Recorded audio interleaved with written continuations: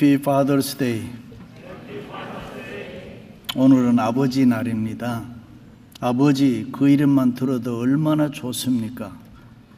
아버지의 이름은 분명 영광스러운 이름입니다.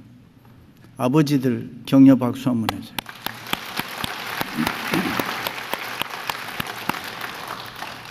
저는 3살 때 아버지가 돌아가셨기 때문에 어릴 때 아버지라고 불러본 기억이 없습니다. 그래서 아버지 있는 친구들이 제일 부러웠는데 그 중에서 한 친구의 아버지는 국민학교 교장 선생님이었는데 그가 그렇게 부러웠습니다. 그래서 그런지 하나님 아버지라고 부르는 것이 저에게는 그렇게 좋습니다. 육신의 아버지가 그리우면은 항상 하나님 아버지 그렇게 부르면서 자랐습니다. 오늘 아버지 날을 맞이해서 하나님의 특별한 은총이 이 아버지 되시는 여러분들에게 충만하시기를 주님의 이름으로 축원합니다. 그런데 이 아버지의 권위가 옛날 같지를 않아요. 다시 한번 아버지들의 권위를 세워주고 사랑해주고 대디 힘내세요, 격려해주고 존경해 주시기를 부탁합니다. 그렇습니다. 요즘 아버지, 특별히 미국에 이민 와서 사는 남자들 불쌍하게 보일 때가 있어요. 일만 열심히 하고 아버지의 권위는 고사하고 위신이나 체면이 말이 아닙니다. 아내와 자식 사이에서 수많은 갈등을 느낄 때도 많이 있습니다. 그래도 아버지들은 다 이해합니다. 교회에서도 어머니 날은 잔치도 하고 꽃도 달아주고 선물도 주는데 아버지 날은 아무것도 없어요. 오늘 뭐 있나요? 없어도 됐어, 오케이. 아버지들은 섭섭하게 생각 안 해요. 괜찮습니다. 이해합니다. 이게 아버지 마음입니다. 여자분들은 알아주세요. 흔히들 이런 말을 합니다. 남자는 태어날 때에 최고의 사랑과 각광을 받습니다. 그 절정이 20, 30대 결혼해서 큰 소리를 치면서 살지요. 그러나 결혼해서 아이들 하나 둘 낳고 살다 보면은 목소리가 점점 작아져요. 40대가 되면은 부인의 눈치를 설설 살피게 되고 50대가 되면은 주도권이 완전히 다 빼앗겨서 부인이 시키는 대로 하게 되고 60대가 되면은 먹는 것도 함부로 못 먹어요. 먹으라는 것만 먹고 먹지 말라면 못 먹고 70대가 넘으면 이사할 때 혹시 나 데려가지는 않을까 걱정해야 하는 것이 남자의 신세입니다. 그렇다면 과연 아버지라는 존재는 무엇입니까? 아버지는 아버지 아닙니까? 못나도 아버지는 아버지인 것입니다. 아버지를 너무 무시하지 마세요. 아버지의 길을 세워주세요.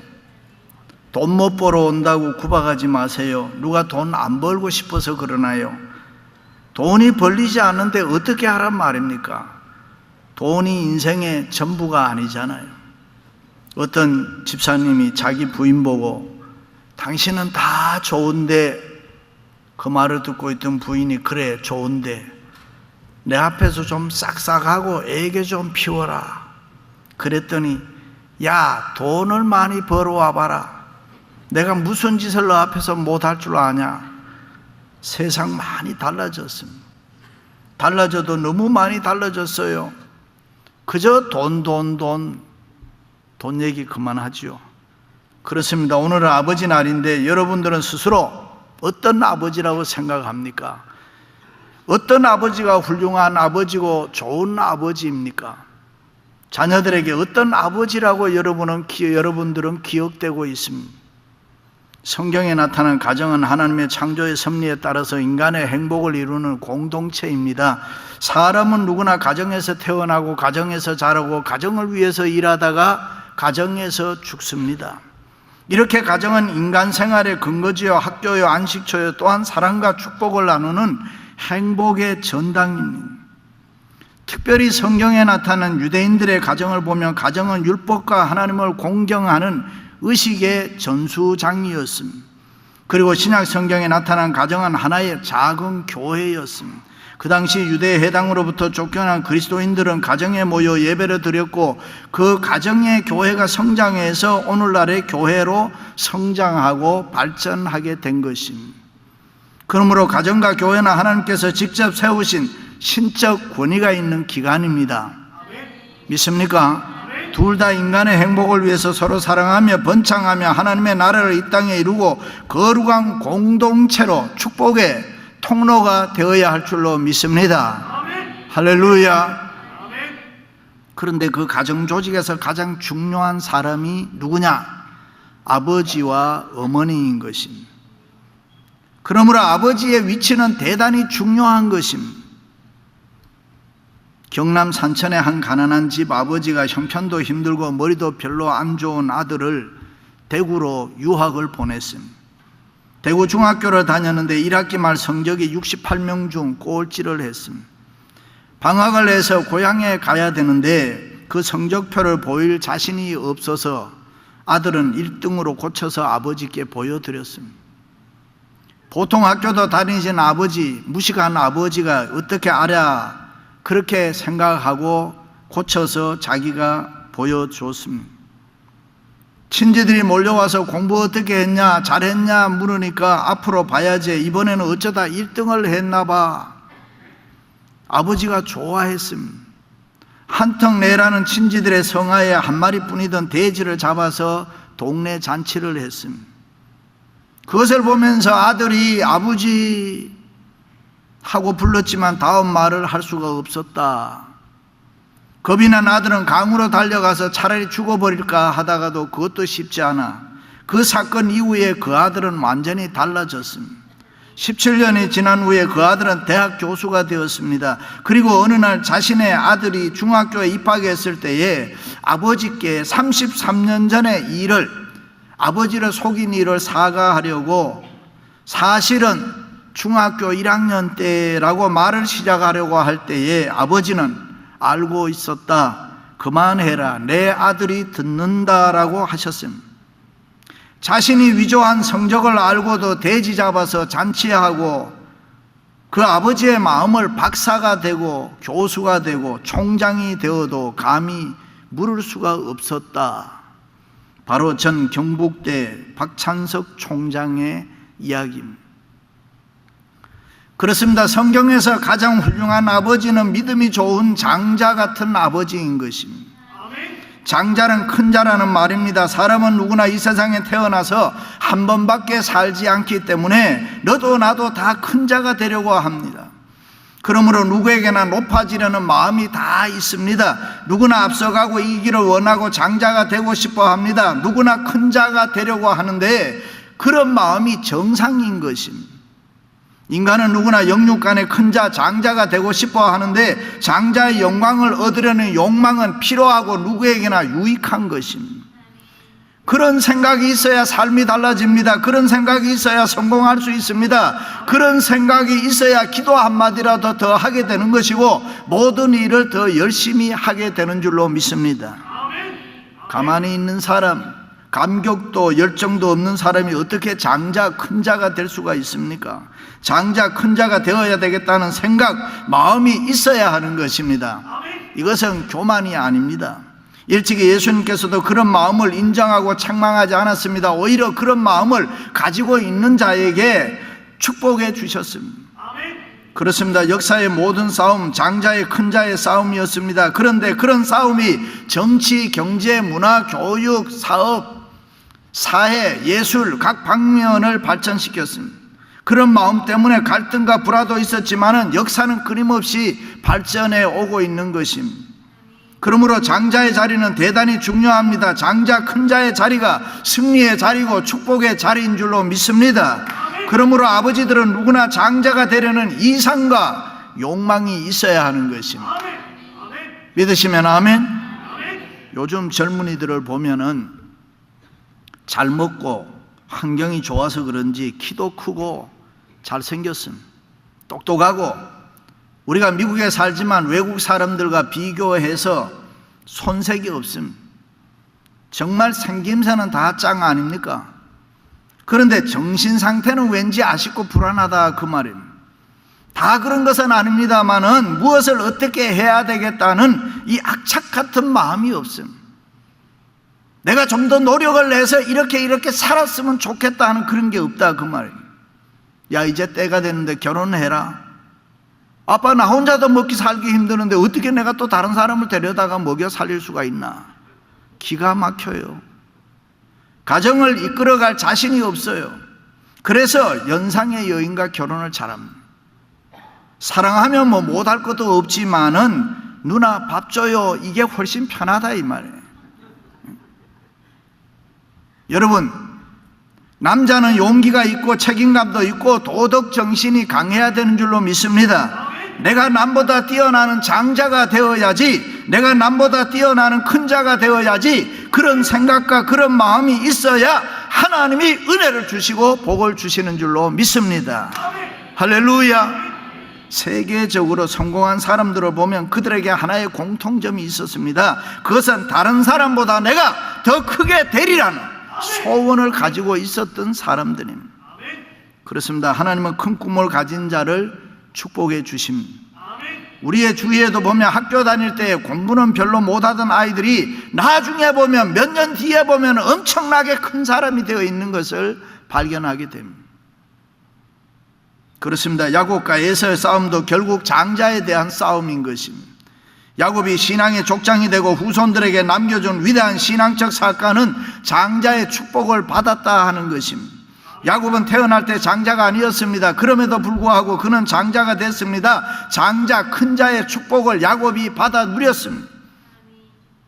이야기는 이렇습니다. 이삭의 나이 60에 리브가가 잉태를 했는데 쌍둥이였습니다. 두 아이가 쌍둥이 배에서 태중에서 싸웁니다. 어머니 리브가가 하나님께 기도합니다. 하나님 어찌해야 합니까?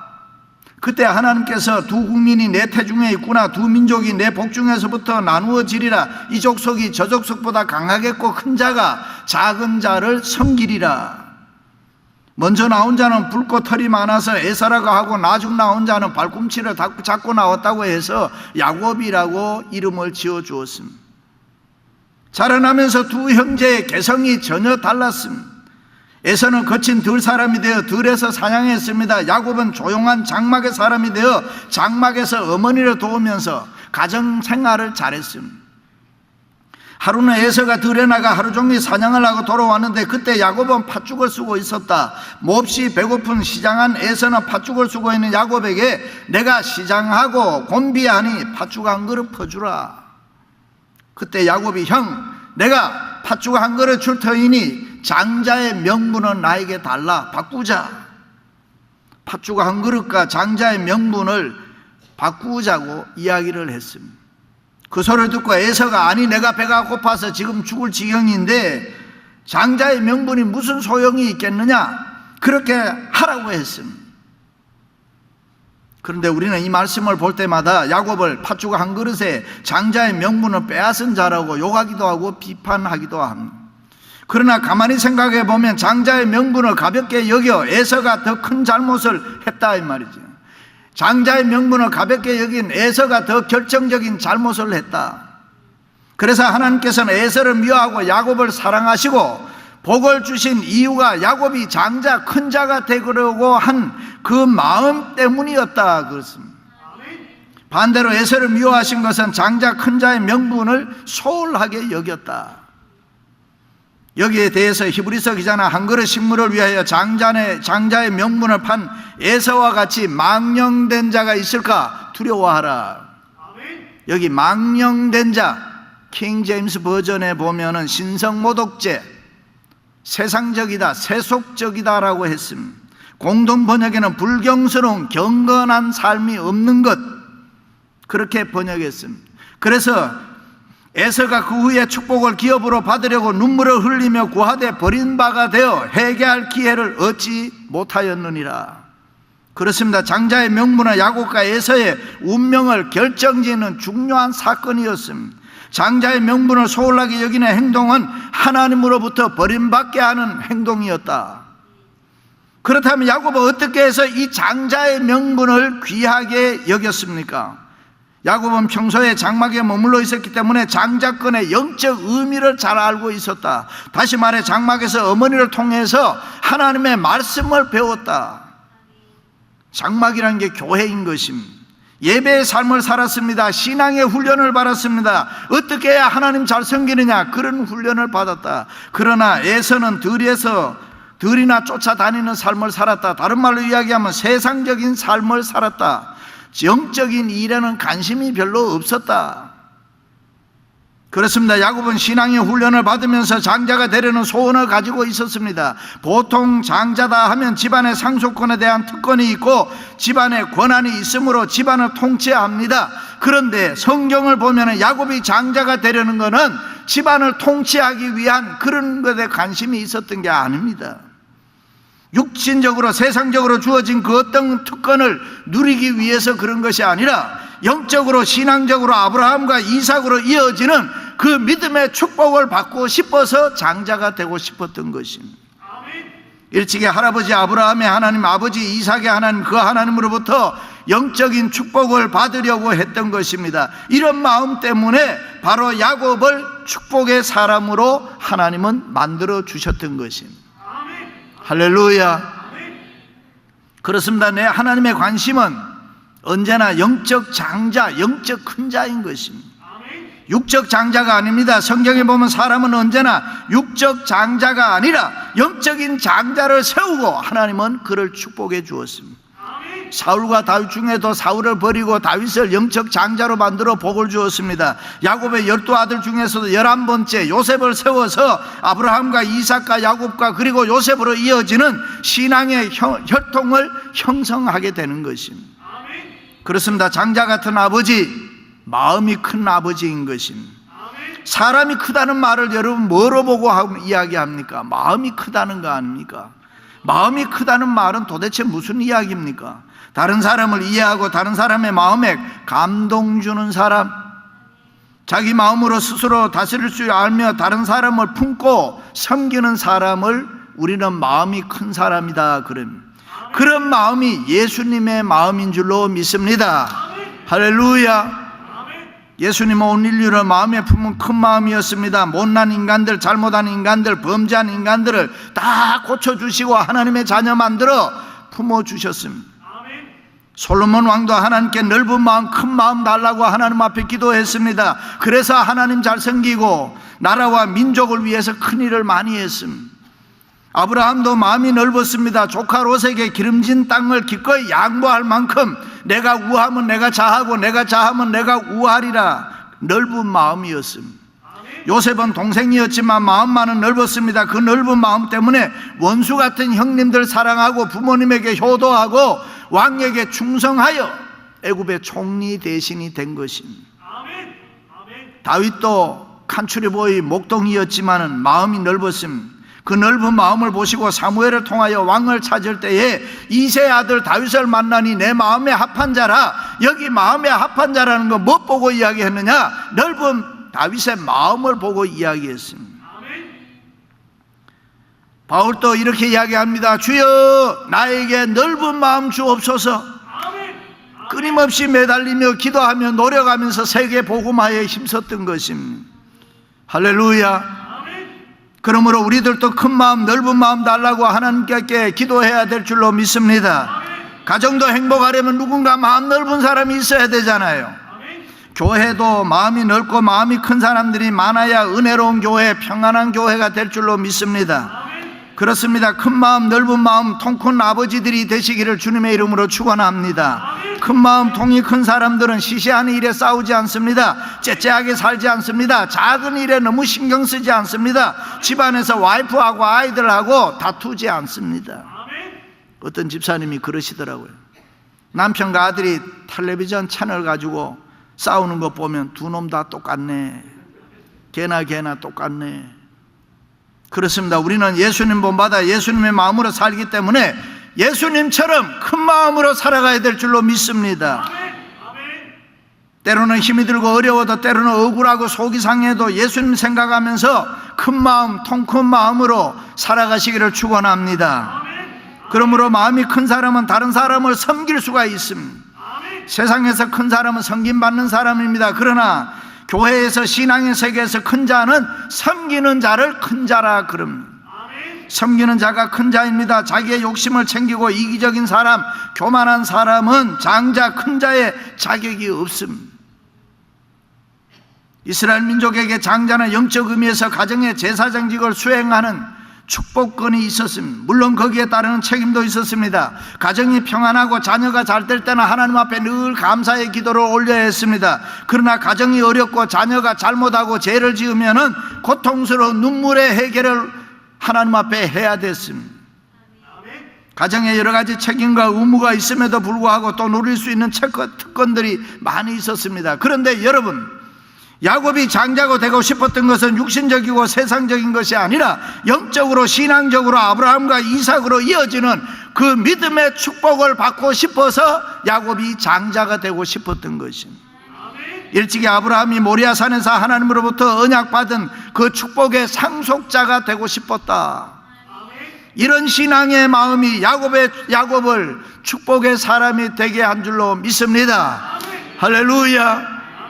어느 날 요한의 어머니가 예수님께 와서 이런 말 하지요. 예수님, 영광 중에 임하실 때 내 아들들 예수님 좌우편에 앉혀주세요. 그 소리 듣고 있던 다른 제자들이 화가 났습니다. 여기가 어디라고 치맛바람 일으키나. 그때 예수님께서 뭐라고 했어요? 너희 중에 누구든지 크고자 하는 자는 섬기는 자가 되고, 너희 중에 누구든지 으뜸이 되고자 하는 자는 모든 사람의 종이 되어야 하리라.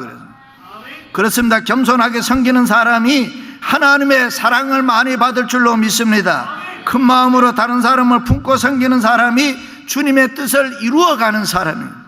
섬기는 사람은 작은 일에 섭섭해하지 않습니다. 섬기는 사람은 욕을 먹어도 오해를 받아도 이 섬김 그 자체를 기뻐하고 감사하는 것입니다. 섬기는 마음을 가지면 큰 사람이 되는 줄로 믿습니다. 교회는 섬기는 사람들이 많아야 할 줄로 믿습니다. 섬기는 자들이 많은 교회가 은혜로운 교회입니다. 섬기는 자들이 많은 교회가 사랑이 충만한 교회입니다. 섬기는 자들이 많은 교회가 성령 충만한 교회입니다. 섬기는 자들이 많은 교회가 좋은 교회인 줄로 믿습니다. 할렐루야. 우리 열린문교회가 그런 교회인 줄로 믿습니다. 마음이 큰 사람, 다른 사람 섬기는 것을 기뻐하고 좋아하는 그런 교회가 우리 열린문교회인 줄로 믿습니다. 할렐루야. 특별히 장로는 그 교회의 통 큰 사람, 섬기는 장자가 되어야 하는 것입니다. 권사는 그 교회의 마음이 크고 섬기는 일에 장자가 되어야 합니다. 집사는 그 교회의 마음이 크고 넓고 잘 섬기는 장자가 되어야 합니다. 할렐루야. 믿습니까? 목사인 저도 우리 교회의 장자가 되겠습니다. 여러분보다 제 마음이 더 커야 되잖아요. 여러분들을 잘 섬기는 목사가 되어야 되잖아요. 여러분들보다 예수님을 더 닮아야지. 그게 저의 기도입니다. 할렐루야. 예수님은 너무너무 크시기 때문에 이 세상 모든 사람들 다 품으시고 십자가 지시고 죽으셨습니다. 우리도 그 예수님 본받아 마음이 큰 사람 되시기를 축원합니다. 할렐루야. 사랑하는 성도 여러분, 장자 같은 아버지, 마음이 큰 사람, 섬김을 즐거워하는 사람, 수고와 봉사를 즐거워하는 사람, 그래서 예수님처럼 세상을 초월하고 야곱처럼 영육의 풍성한 은혜와 복을 받는 여러분들이 되시기를 주님의 이름으로 축원합니다.